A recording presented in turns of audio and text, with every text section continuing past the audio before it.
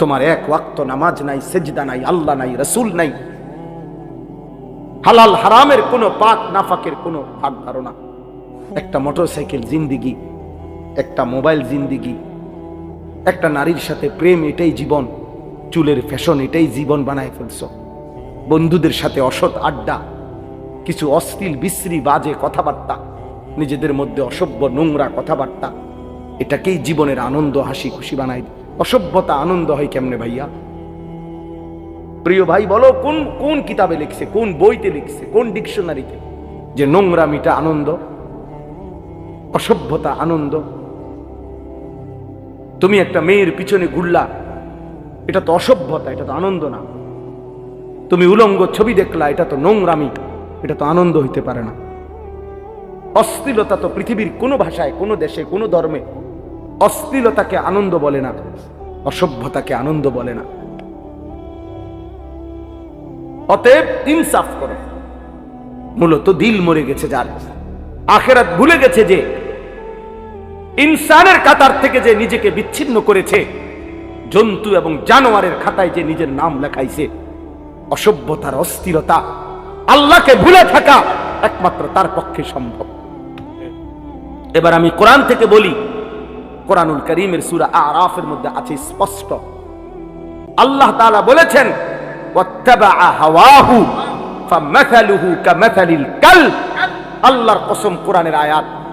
আল্লাহ বলছে, মনের ইচ্ছা মতো যে চলে, আমার মনে যা চায় আমি তাই করব। ওয়াত্তাবাআ হাওয়াহু, যে তার নফসের মনের চাহিদার অনুসরণ করে। কিসের আল্লাহ, কিসের রাসূল, কিসের কোরআন? বাদ দে বেটা, এডি হুজুরদের এসব কথা বাদ। আমার মনে যা চাই তাই করব। চুল আমার ইচ্ছা মতো, জামা আমার ইচ্ছা মতো, পোশাক আমার ইচ্ছা মতো, মন চাইলে খাড়াইয়া মুতলাম, মন চাইলে বইয়া মুতলাম, মন চাইলে মানুষের মেয়েরে বিরক্ত করলাম, মন চাইলে সারা রাত উলঙ্গ ছবি দেখলাম, যা ইচ্ছা তাই করলাম। আমার বাবার সম্মান, মার সম্মান, কিচ্ছুর আমার কোনো পরোয়া নাই। আল্লাহর কসম, কোরআনে আল্লাহ বলছে, এমন জীবন যার, তার দৃষ্টান্ত কামাসালিল কালব, কুত্তার মতো, কুত্তার মতো, কুত্তার মতো। এই নাফরমান, এই জিন্দেগি কুত্তার জিন্দেগি, কুত্তার জিন্দেগি। এজন্য বেনামাজ জীবনে রাখিস, তোর জিন্দেগি কুত্তার জীবন। সেজদাবিহীন যুবক, মনে রাখিস তোর জীবন কুত্তার জীবন।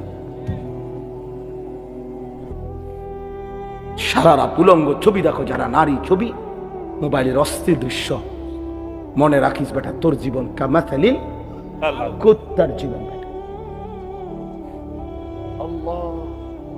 জানোয়ারের জীবন বেটা। এই একবার সুযোগ পাইছি, একবারই বললাম, আরেকবার আসতে হবে জরুরি না, আরেকবার আসার কোনো প্রয়োজন নেই। আর যদি না বাঁচি,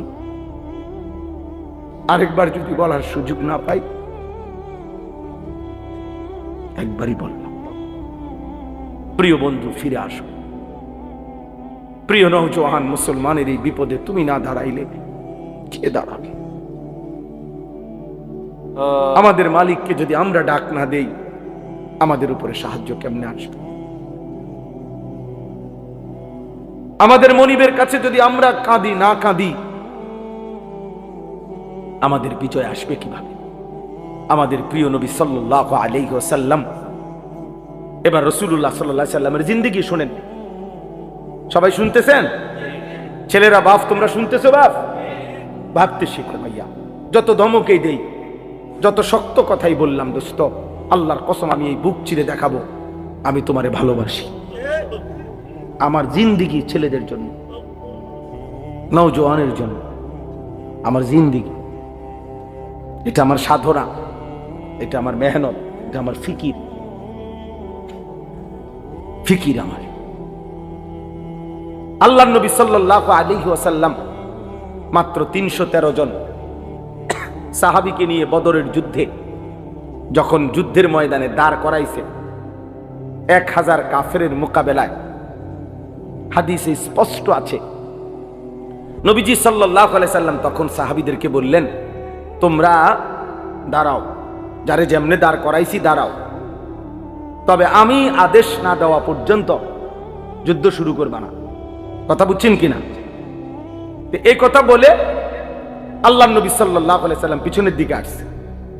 একটু পিছনের দিকে আসছে আর কি, আয়সা পাহাড়ের টিলায় নিচে, পাহাড়ের চূড়ার নিচে আল্লাহ নবী সাল্লাল্লাহু আলাইহি ওয়াসাল্লাম সেজদা করছে। সেজদা দিয়ে এক টানা কাঁদতে শুরু করছে। নবী সাল্লাল্লাহু আলাইহি ওয়াসাল্লাম অঝরে চোখের পানি ফেলতেছেন এই বদরের প্রান্তরে। তখন আল্লাহ নবী সাল্লাল্লাহু আলাইহি ওয়াসাল্লাম বলছেন, আল্লাহ আমি আপনার কসম করে বলতেছি, ইন তুহলিক হাদিহিল ইসাবা লান তু'বাদা ফিল আরদ। মাওলা আমার সামান্য পুঁজি, আমার গত 13 বৎসর,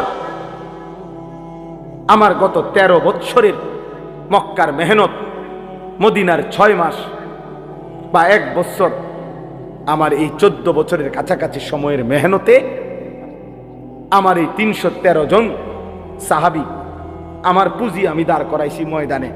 এই ছোট্ট সৈন্য আমার অল্প কয়টা লোক, আজ যদি বদরের এই প্রান্তরে আপনি যদি আমার এই সামান্য বাহিনী শেষ করে দেন, এরা যদি শহীদ হয়ে যায়, তো মনে রাখেন মাওলা লান তু'বাদা ফিল আরদ, আপনার জমিনে আর আপনাকে ইবাদত করার কেউ থাকবে না।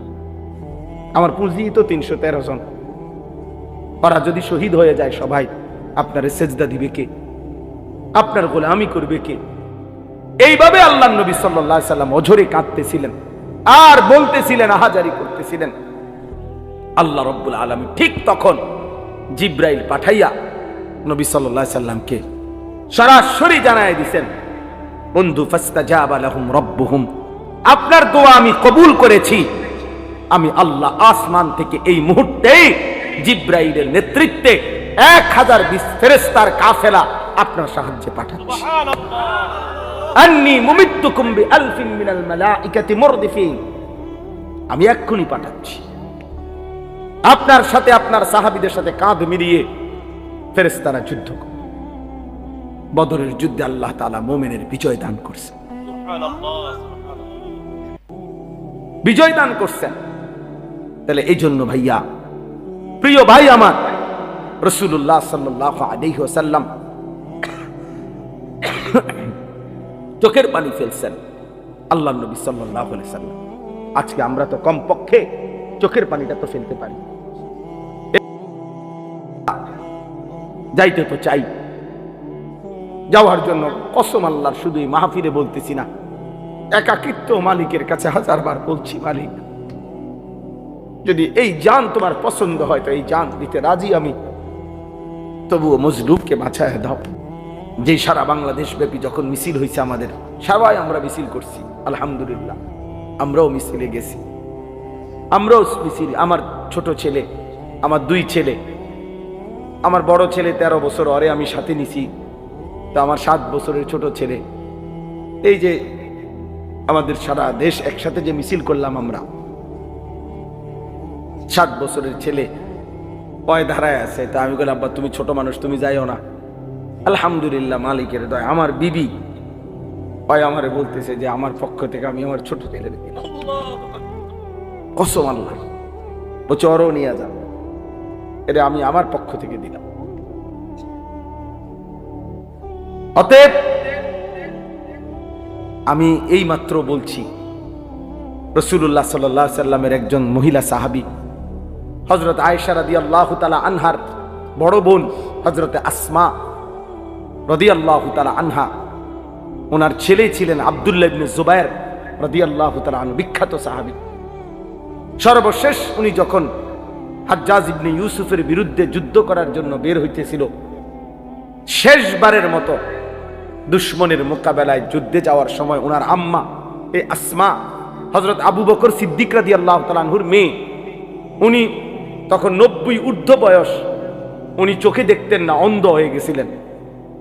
এই মহিলা আসমা আবু বকর রাদিয়াল্লাহু তাআলা আনহুর কন্যা, মানে আয়েশা রাদিয়াল্লাহু তাআলা আনহার বোন।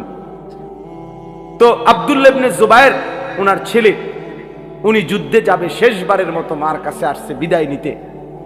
মা রে আয়েশা বলছে, মা আমার এই শেষবারের মতো দোয়া করে দাও, আমি শহীদ হওয়ার জন্য দুশমনের মোকাবেলায় যাচ্ছি। তো মা তো চোখে দেখে না, আমরা নিজে উর্দু কিতাবে পড়ছি। উনি কাছে আসছে, মা উনারে কাছে আসতে কইছে, তো কাছে আসছে আর হযরতে আসমা চোখে দেখেন আমি হাত বাড়াইছে ছেলের গায়ে দোয়া করার জন্য, হাত লাগাইয়েই হাত সরাই ফেলছে। সাথে সাথে হযরত আব্দুল্লাহ ইবনে জুবায়ের অবাক হয়ে গেছে যে আমার মা আমার গায়ের থেকে হাত সরাই ফেললো কেন। ওনার আম্মা আসমা 90 বছরের ঊর্ধ্বে যার বয়স, মুসলিম নারী, সেই মা বলতেছে আব্দুল্লাহ তুমি না শহীদ হওয়ার জন্য যুদ্ধে যাচ্ছ বললা? বলছে হ মা, শহীদ হওয়ার জন্যই তো যাচ্ছি।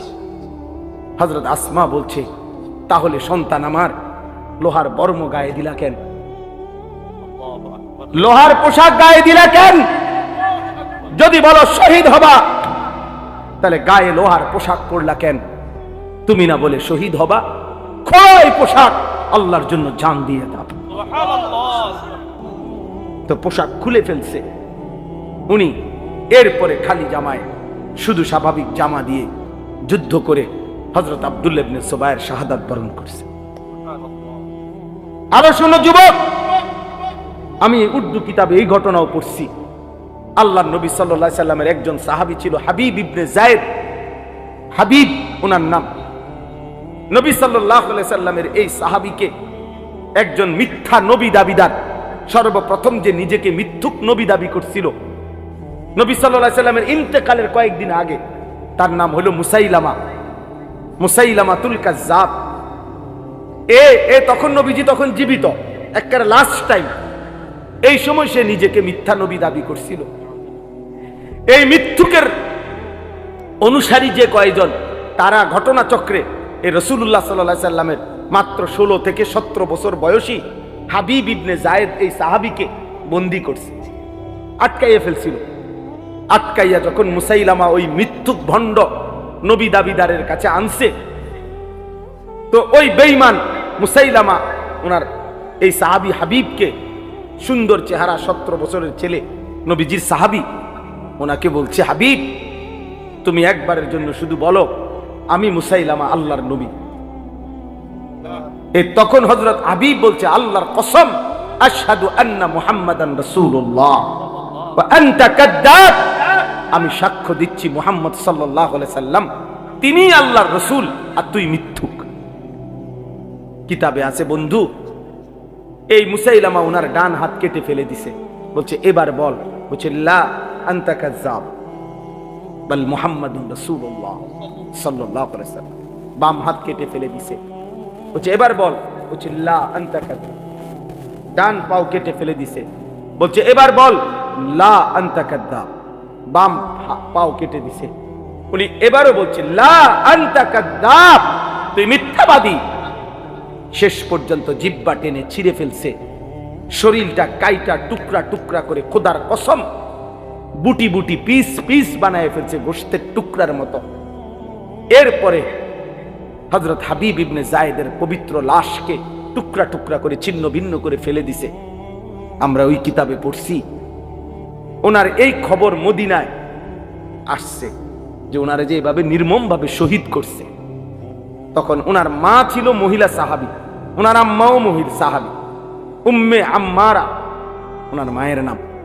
এই উম্মে আম্মারা তিনি ওনার কাছে আইসা লোকেরা শুনাইছে মা তোর ছেলে হাবিব মুসাইলামার বাহিনীর হাতে শাহাদাত বরণ করছে, কিন্তু উনারে বলছে মা তোর ছেলের মৃত্যু বড় নির্মম মৃত্যু হইছে। মুসাইলামা একটা একটা করে অঙ্গ কাইটা কাইটা টুকরা টুকরা করে একেবারে পিস পিস বানায় ফেলছে, কিন্তু তোমার সন্তান একবারের জন্য মদিনার রাসূলকে অস্বীকার করে নাই, মুসাইলামাকে 1 সেকেন্ডের জন্য নবী মানে নাই। বারবার তোমার সন্তান শেষ নিঃশ্বাস পর্যন্ত মদিনা ওয়ালার নাম বলে গেছে। এই তখন আমরা কিতাবে পড়ছি ওই মহিলা, ওই সাহাবীর মা একটা চিৎকার দিয়া সবার সামনে বলছে লিহাদাল ইয়াউম আরদাতুহু, মদিনাবাসী আল্লাহর কসম এমন একটা দিনের জন্যই আমি আমার সন্তানকে বুকের দুধ খাওয়াইছি।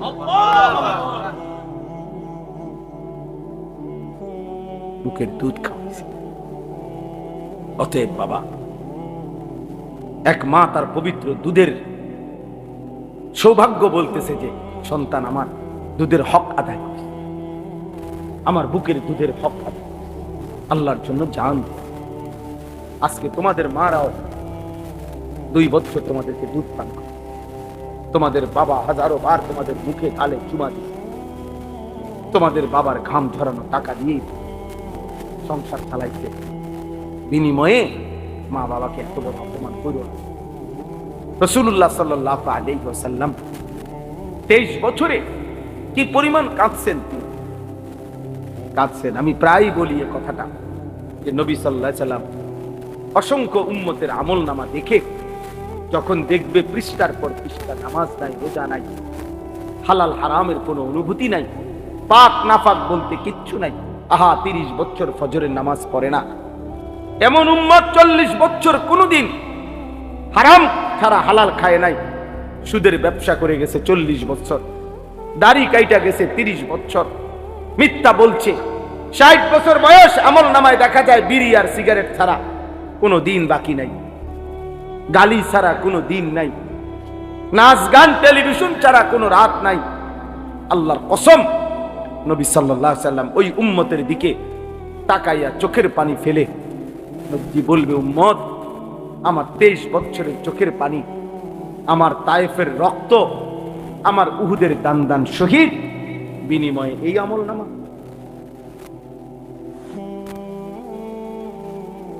এই আমলনামা উম্মত, তুমি জানো না তায়েফে আমার এই পরিমাণ পাথর মারছে, যে পাথরের আঘাতে রক্ত ঝরতে ঝরতে আমার পায়ের জুতা পায়ের সাথে জমাট বাইধা গেছে।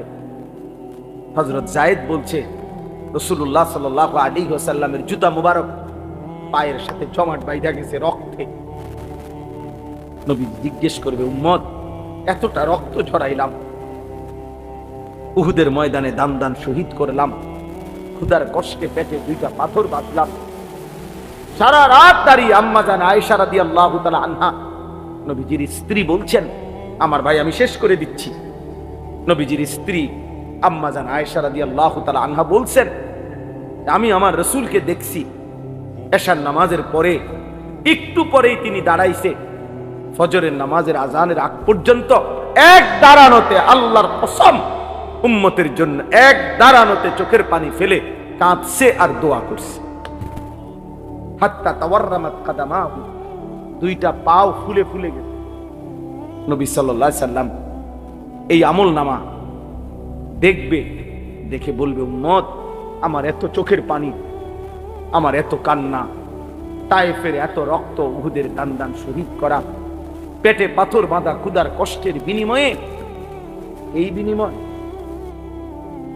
যদি কোনো বাবা তার ছেলেকে বলে, বাপ, গত 12টা বছর আমি তোরে জমি বিক্রি করছি, ভিটা বিক্রি করছি, আমার একটা হালের বলদ ছিল, এটা বেচা ফেলছি, আমার একটা মোটরসাইকেল ছিল, আমি এটা বিক্রি করে দিছি, তোর মায়ের কদ্দুর গহনা ছিল, আমি সেই গহনাটাও বিক্রি করে গত 6 বছর তোর ঢাকা শহরে পড়ালেখার, ইউনিভার্সিটির পড়ালেখার যাবতীয় খরচ আমি বাপ দিছি, বিটাটা পর্যন্ত বিক্রি করে দিছি, বন্ধক দিয়ে দিছি, বিনিময়ে আজ 6 বছর পরে তুই এই কি ফলাফল আনলা, এখানে ফেল। এই বাপ কি কাঁদবে না তখন? কথা বলেন না কেন?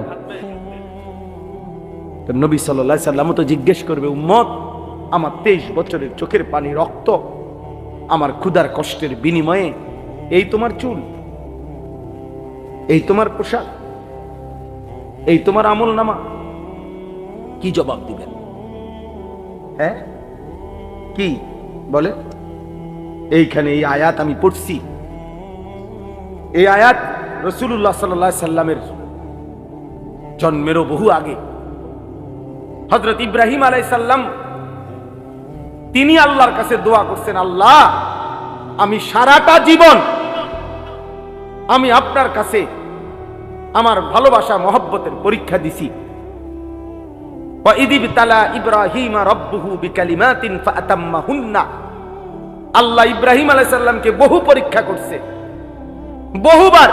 প্রত্যেক পরীক্ষায় ইব্রাহিম আলাইহিস সালাম গোল্ডেন এ প্লাস পাইছে, ফাআতাম্মাহুন্না, উত্তীর্ণ হয়েছে ইব্রাহিম আলাইহিস সালাম প্রত্যেকবার।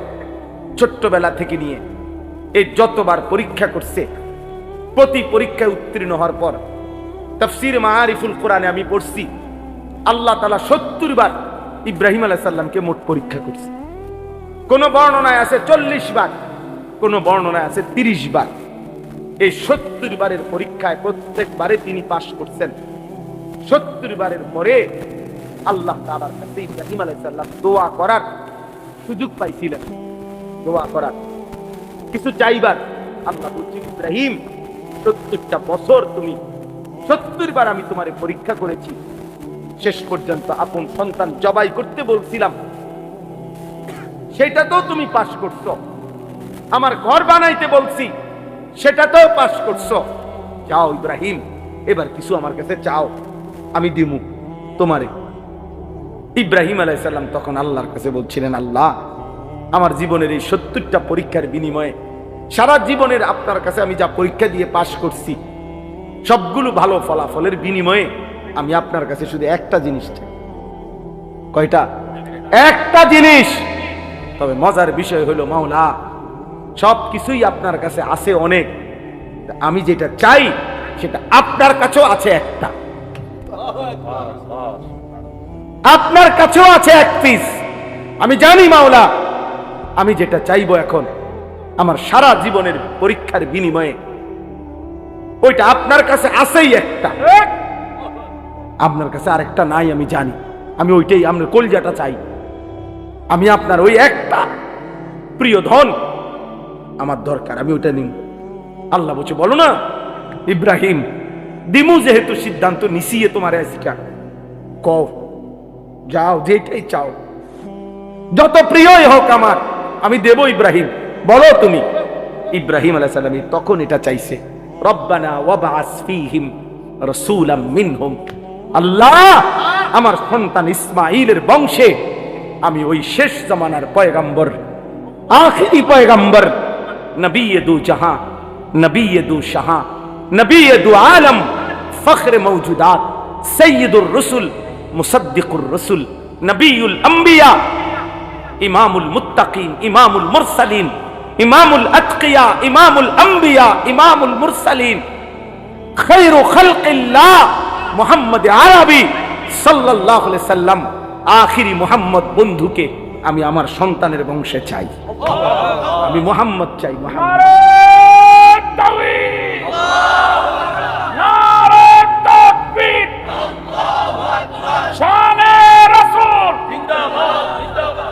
বুঝছুনি ভাইয়া? রব্বানা ওয়াবআস ফীহিম রাসূলাম মিনহুম। আল্লাহ, আমি ওই কলজাটা চাই, আমি আখিরি রাসূল চাই, শেষ পয়গম্বর চাই, আমি বন্ধু মুহাম্মদকে চাই সাল্লাল্লাহু আলাইহি ওয়াসাল্লাম। এখন নবী সাল্লাল্লাহু আলাইহি সাল্লাম আখিরি নবী, নবী মুহাম্মদ সাল্লাল্লাহু আলাইহি সাল্লাম মহান আল্লাহ পাকের কাছে কয়জন? একজন। হুসনে ইউসুফ দমে ঈসা, ইয়াদে বাইদা দারি, আঁচে খুবা হামা দারন, তু তনহা দার। আল্লামা ইকবাল বলছে, হে নবী মুহাম্মদ, ১৬ লক্ষ আম্বিয়ার, সব নবী সব রাসূলের যত গুণ, যত বৈশিষ্ট্য, যত মুআজিজা, সব আলাদা আলাদা করে খুঁজে দেখছি, আপনি একা বন্ধু, আপনার মাঝে সব একসাথে খুঁজে পেয়েছি। আছে খুবা হামা দারান, তু তনহা দারি। আপনি একাই সব, আপনি একাই সব, আপনি একাই সব। এজন্য আমরা লাকাদ মান্নাল্লাহু আলাল মুমিনিনা ইয বাআসা ফীহিম রাসূলাম মিন আনফুসিহিম। আমাদের জীবনের সবচেয়ে বড় অর্জন, আমরা আখিরি রাসূল পেয়েছি। আমাদের জীবনের সবচেয়ে বড় পাওয়া বন্ধু, আমরা আখিরি নবীকে পেয়েছি। অতএব আমার শেষ কথা এটা, আল্লাহ বলছে, বন্ধু ইব্রাহিম আলাইহিস সালাম বলছে, মাওলা, আমি কেন চাই মুহাম্মদ সাল্লাল্লাহু আলাইহি সাল্লামকে আমার সন্তানের বংশে, ইয়াতলু আলাইহিম আয়াতিকা, সে আপনার কালাম তেলাওয়াত করে পরবর্তী বংশধরকে শোনাবে।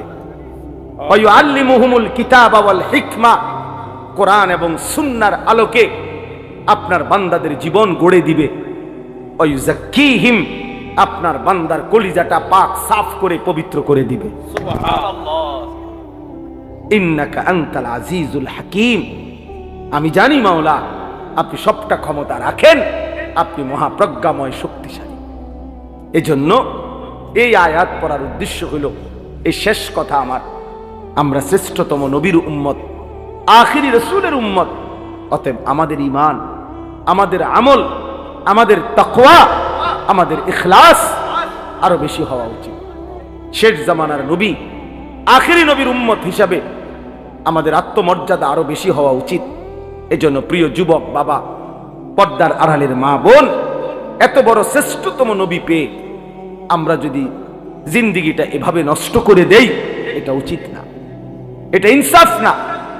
এজন্য আমি অনুরোধ করছি, আজকে এই রাত গভীরে তোমরা যারা কিশোর নওজোয়ান এতটা কষ্ট করে এত রাত অবধি বসে রইলা, আমি তোমাদের কাছে অনুরোধ করি ভাইয়া, মাথার চুল থেকে পায়ের নখ পর্যন্ত তুমি যেহেতু সুন্দর নিজেকে সাজাইতে চাও, আমিও বলি তুমি সুন্দর হও, কিন্তু সেই সৌন্দর্য নিজেকে যেহেতু সুন্দর করতে চাও, আল্লাহর কসম প্রিয় নবী সাল্লাল্লাহু আলাইহি সাল্লামের চাইতে সুন্দর এই কায়নাতে আর কেউ হইতে পারে না।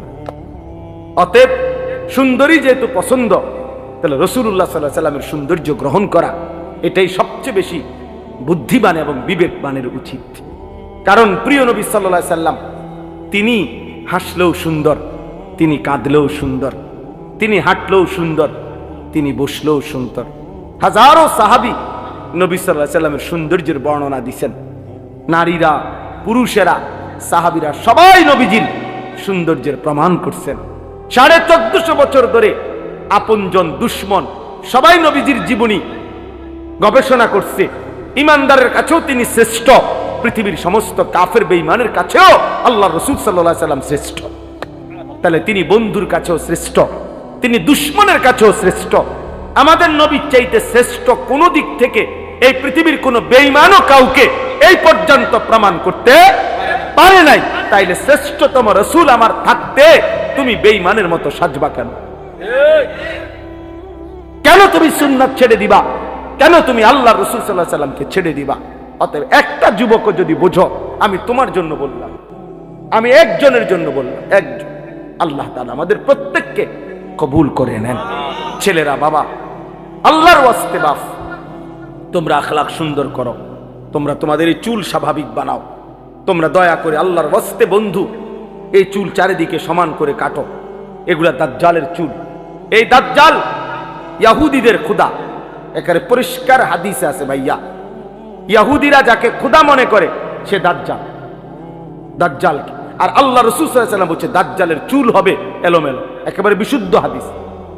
স্বাভাবিকতার পরিপন্থী যত চুল, এগুলা দাজ্জালের চুল। খোদার কসম, রব্বে কাবার কসম, এই মসজিদের ঘরের মালিকের কসম, আল্লাহ রাসূল সাল্লাল্লাহু আলাইহি ওয়াসাল্লাম বলছে দাজ্জালের চুল হবে স্বাভাবিকতার পরিপন্থী। এজন্য এই চুল রাখো না, এই চুল রাখো না, তুমি দুশ্মনের খপ্পরে পড়ে যাবা। দয়া করে ফিরে আসো, নামাজ পড়ো, 5 ওয়াক্ত নামাজ, ফজরের নামাজ পড়ার চেষ্টা করো। ইনশাআল্লাহ তোমাদের হাতেই আগামী দিনের ইসলামের বিজয় হবে। হ্যাঁ হ্যাঁ, যেই যুবকের হাতে যদি, নওজোয়ানের হাতে যদি জালেম ভাগতে পারে, নওজোয়ানের হাতে কালেমার পতাকা উড়বে ইনশাআল্লাহ। বাংলাদেশেও ইসলামের পতাকা উড়বেই ইনশাআল্লাহ। এজন্য আমি উদাত্ত আহ্বান জানিয়ে আজকের এই সুন্দর আয়োজন শেষ করলাম। আল্লাহ তাআলা আমাদের সকলকে ঈমান, আমল, তাকওয়া, রাসূলুল্লাহ সাল্লাল্লাহু আলাইহি ওয়াসাল্লামের সুন্নাতের মুহাব্বত দান করেন। আমিন। সুবহানাল্লাহি ওয়া বিহামদিহি। সুবহানাক। আলহামদুলিল্লাহ, আলহামদুলিল্লাহ। ভাই আমরা দোয়া না করে কেউ, আমরা মুনাজাত না করে কেউ। আলহামদুলিল্লাহ, আমাদের সামনে পূর্বপাড়া হাজী মোহাম্মদ জিলুল মিয়া মা বাবা উমর রশিদের স্মরণে আজকের দোয়া মাহফিলের এ পর্যায়ে শেষ হয়েছে। এখন মোনাজাত করবেন